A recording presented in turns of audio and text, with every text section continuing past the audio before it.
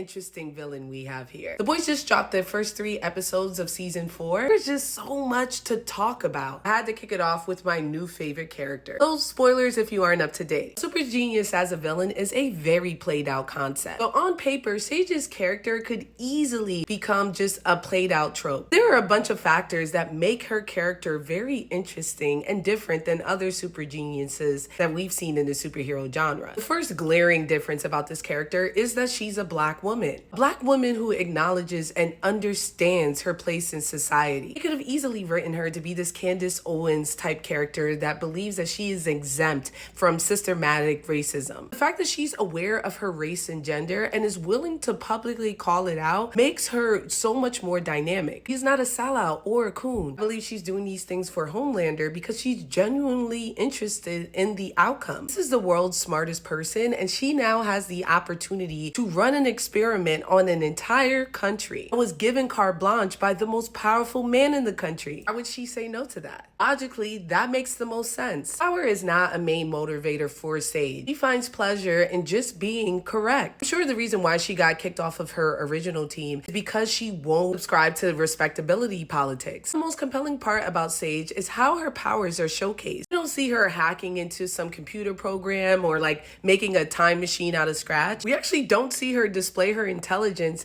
in any way that someone who's not perceptive could use. Sage is not the smartest person in the world because of the amount of knowledge she has. It's her wherewithal. You get to see this in action every time she interacts with another person. Every time she speaks, it's facts. And every time she is about to speak, you can see her internalizing and considering what she should say next. None of her actions are unintentional. We see that the most with her interactions with the Deep. When she tells the Deep that he's genetically superior to Ashley, that he shouldn't let her talk to him like that because she's some soup supremacist. It's an actual fact, right? They're genetically superior to humans. But beyond that, she wants Ashley out of here. She needs this voice to be diminished. The way to do that is to get the lowest person on the totem pole to turn on her. Even later, when the Deep goes to confront her in her house, everything about that scene seems staged to appeal to the Deep. She's watching reality TV, she's eating a blooming onion, she validates his looks, which is a huge insecurity for this man. I'm not saying she didn't want to hit for herself. I'm sure that was a part of it too. It's clear that there are other motivations behind those actions. And honestly, I wouldn't be surprised if we found out that all of this is being done so she can take out Homelander. Because it's clear that she doesn't like him and she needs to get this man out. Even if it's just for the sake of her plan working. Either way, I cannot wait to see what she has next. It's just a mischievous aura around her that makes me anxious every time she's on screen. I'm sitting here wondering what is part of her plan. I don't know, but I love it. She's such an incredible foil. Tell me, what did you think about this character? Let me know in the comments below. And until next time, have a fantastic week, my friends.